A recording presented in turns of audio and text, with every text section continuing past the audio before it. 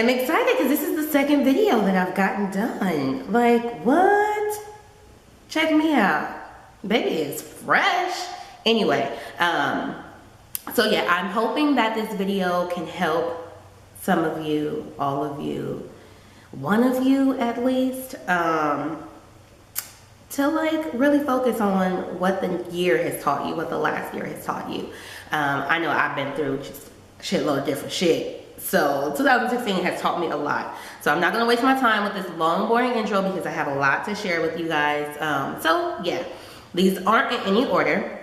I'm just naming them or listing them or sharing them in the order in which they came to me at a little after midnight. So yeah. These crochets, man. Anyway, without further ado, let's just get right into it. If you catch me looking down, it's because I'm looking at my phone and I don't have my glasses on. I'm blind as a bat, so. Anyway, thing one, getting professional help for emotional or mental imbalance is okay. I do plan to do a video about this later on whenever I really feel the need to just open up and share more about it. But for like the last 4 or 5 months, I have been going to see a therapist and it has changed my life. I found myself angrier than normal, more anxious than normal, and extremely depressed. And when I decided to get professional help, like it saved my life. The second thing is more money truly does mean more problems, and I'm just gonna leave it at that. Thing three, growing up too fast is a real thing, even at 31. A year and a half ago, I moved out of my parents' house, moved out on my own.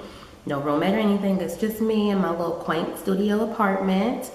And this year, I found myself extremely lonely and regretting every decision that I had ever made for myself in the last year and a half, which also led to me getting professional help. And like, just as I was thinking about this year in whole, I was just thinking like, dang, if I would not have been like just so anxious to just get out of the house and like be on my own, like what could be different besides my savings account, because that $800 a month makes a difference. There really is no age to associate with success. So I always imagined that by like 25, I would be a career woman. And then when I was 25, I imagined that by 30, I would be a career woman. And at 30, I found myself getting a new job and entering down a new career path. And so now that I'm 31, I'm just like, okay, 35 seems like a good age to just have it all together, to own a house, to have my dream car and all of these things. And then like, just one day, no fault of my own, it was definitely with the assistance of those in my life, but just one day I was just like, you know what? There is no such thing as 30 equals success. Like 30 does not mean that all of your problems will go away. It doesn't mean that just you're gonna wake up and you'll have all the answers. Like, you ain't got the answers, way. And it's okay. It's okay to not have the answers. Just as long as you're always doing something to be better and do better. Like it's totally fine. So yeah, easier said than done. I'm still trying to like get it out of my head that 35 is my magic number. So we'll see. Social media will have you hating yourself. Facts. And I mean facts on facts on facts. For me, as an African American woman, I expected myself to have the big boobs with the small waist, the big hips, the big legs, the big old booty, and that is not the case for me. I got big boobs and I got a big stomach to match with these little itty bitty bird legs and this flat ass, no lie. And so like, just perusing through Instagram, like you come across all these internet models and they look bomb as fuck. And I'm just like, dang, why can't I look like that? Like, why don't I have a big ass booty? I mean, if you met my family, you would be like, girl, you ain't got a big ass booty because don't nobody in your family have a big ass booty. But still, I feel like some type of way. And I kind of like idolize and like envy that look a lot. Like I want to be that girl. I want to be the girl that has the flat stomach with the big hips and the big old booty that other girls look at and they're like, oh my God, body goals.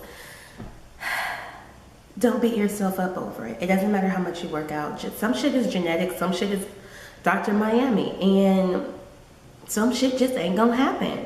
Girl, and I'm talking to myself, I'm still like thinking about getting on eBay and buying me booty pads, but whatever, that's neither here nor there. Just when you find yourself getting to that point, because that also played a role in my depression, you need to just log off of everything. Log off of everything, walk the fuck away, look in the mirror and appreciate the way that God made you. People, including you, do indeed make time for what they want to make time for. When someone shows you who they are, you take that and you run with it. You're never too old to change. Never. And I'm speaking to myself, and I'm speaking in terms of the personality traits that I possess. You're never too old to not be angry. You're never too old to not be labeled as the friend or the family member that'll pop off at anything, at anyone, at any time. You're never too old to go back to school. You're never too old to change your job. Like, you're never too old to be better, ever. And get that out of your head. Like, it's never too late to just walk away and start all over. Okay? And you're never too old to right a wrong. And I don't even know if like that's the right verbiage, but basically what I'm saying is you're never too old to apologize. And there's nothing that you could ever do to, I don't even know, that's not what I want to say at all. That was nothing you could ever do. Yeah, there is, because if you apologize to a nigga that don't want to accept your apology, guess what? Bitch, you guessed it. Woo! So yeah, just, you're never too old to right a wrong. You're never too old to apologize for some foul shit that you did, or the role that you played in some foul shit that went down.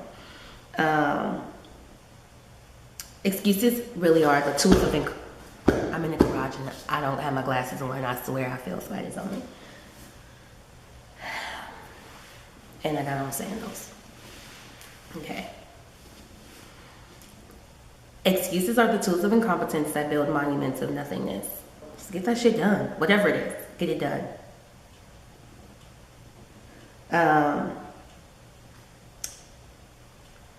Kill them with kindness.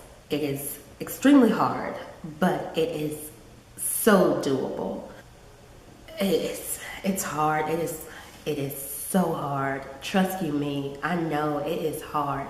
But you know what is like a sick sense of satisfaction is a motherfucker knowing that they did wrong by you and seeing that you are not out to retaliate.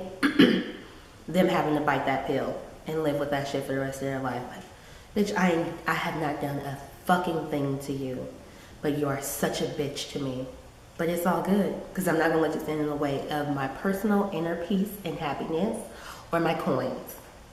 So, good morning, bitch.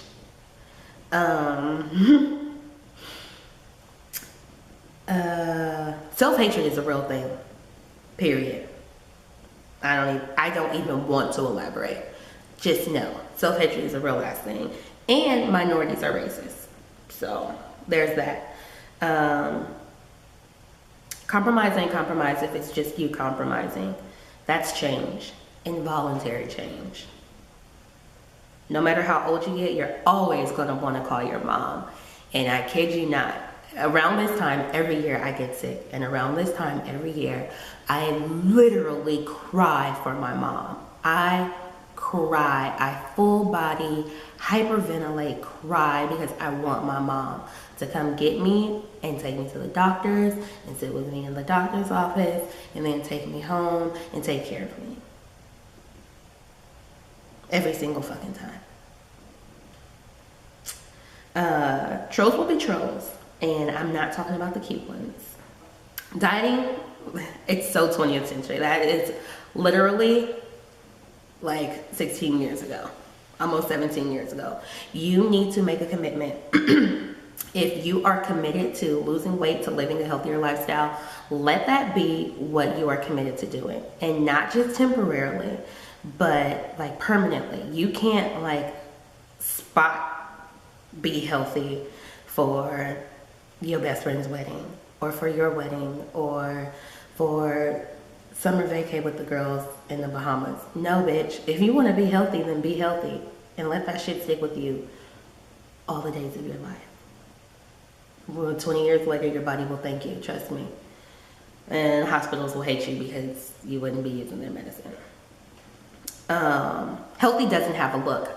So, I am 5'4", I weigh 160, and I am pre-diabetic. I have acid reflux. I have hypothyroidism. I have chronic like stomach problems. I don't know what they diagnosed it as. I'm gonna be honest with you. I'm really, under the microscope, I'm very unhealthy. Bitch could run a mile in under 10 minutes. Nigga, I can run a mile in under 10 minutes. I mean, I don't know. I eat great. Then I've fallen off. I've fallen off in like the last 3 months. But I eat good. I work out. And I look great. But I know some people who are literally 3 and 4 times my size that are much healthier than I am. And I'm talking no pre-diabetes. Like, their only problem is they just need to lose weight. There was this one dude that I knew who was big as fuck. He was big. And that nigga could run. So don't be fooled, okay? You just work on being a better you. Don't let someone else's negative energy affect you. Excuse me. People waking up on the wrong side of the bed, that's not your fucking problem. Don't you let that affect your great ass day, okay? You woke up, you were in a good mood. You had time to kill. You made breakfast. You packed your lunch. You got in a little workout. You even took your time and ate that shit at the house. Don't let some broad who just is mad at life come all up in your life and fuck up the chi that you got going. Don't.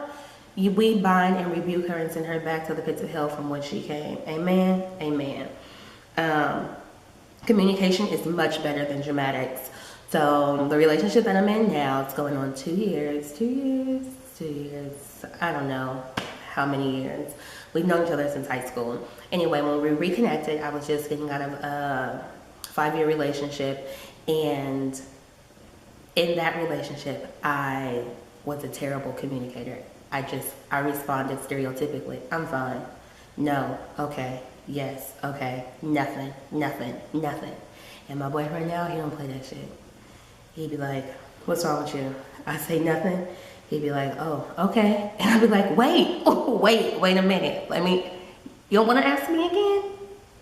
Okay, well, since you're not going to ask me again, let me just tell you what's wrong with me. Like, it has really forced me to grow up. And that's just like one part of communication. Communication is terribly imperative in every relationship, working relationships, in personal relationships, platonic and romantic, family. Like, it just, you really need to be a better communicator, because I promise you, if you learn to express yourself without being dramatic, it'll be a walk through the fucking park for you. And I'm so sorry that this is vulgar, but it's just on my chest. It's just on my chest. I'm almost done, promise. Live within your financial means. People are going to learn to stop trying to keep up with the Joneses. And I'm speaking to myself. You if the shoe fits, but I'm speaking to myself. So where I live and where I work is a financially well-off area. Like, it's low-key shitting on the hype of Beverly Hills. Like, where I live and work is just, and I feel like I need to bump my game up. So here I am running around like a chicken with her head cut off, maxing out credit cards just so that I could look like I fit in. When in reality, do I give a fuck? No, not really. But I don't want people to be like, oh, that black girl don't belong. Bitch, yes I do. Check out my shoes, check out my bag. I belong. It's gotten so bad that like before, when I lived with my parents, I would go to the grocery store in pajamas. Now I'd be like, nope, let me put on my Citizens jeans and a t-shirt and a sweater with my Uggs, and then I can go out of the house. It's ridiculous. Don't be me. When you grow up, don't be me. If you are me right now, let's work together to stop being like this. Because you know what does look good? Money in my pocket and not in Nordstrom's. I'm just saying. And you can do anything that you put your mind to. And that is So For Real. And I'm not talking about, is So For Real a group or was that a song? I feel like So For Real was, I don't know, but it's from the 90s. Or was it the 80s? Shit, I don't know, but So For Real. That is So For Real. Be real with yourself. Don't say or do things because that's what you think people want you to say or do, or that's what you think people are expecting you to say or do. Like, you be real with you, because when it's all said and done, you have to answer for the shit that you did. Where am I?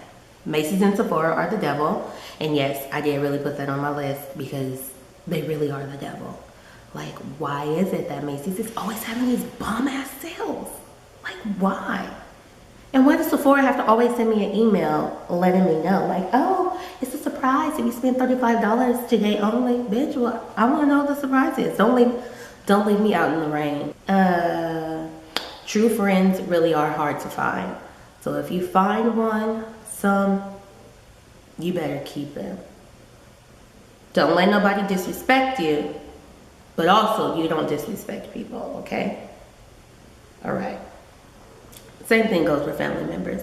Because fuck that. It's just, fuck the family. The family fucked my husband. Okay. No, I've never been married, but for some reason, every time I say the family, you just have to quote that soul food line. Anyway, but good family members are hard to find as well. So when you find that fucking awesome ass cousin, or when you know that your brother or your sister is the shit, like, you better fucking ride out for them. And then last but not least, time waits for no one. And on that note, I'm sorry that I took so much of your time that you can't get back, but I appreciate you. Don't forget to like, comment, rate, subscribe. Please let me know down below what 2016 has taught you, if anything at all. If it's something that you heard that you wish you would have caught, or while listening to it, maybe you thought about and replayed like some different situations that happened over the year. I was like, oh yeah, that definitely could apply to that. This is no pressure. It took me 31 years to get to this point. And probably when this video is over, one of these will not be something that I learned. That'll be a fucking lesson all over again. So yeah, I love you guys, and I hope and pray that 2016 has been great to you. If not, we're gonna finish strong. We're gonna knock this shit out the park, and we will enter 2017 like some badasses. All right, bye guys.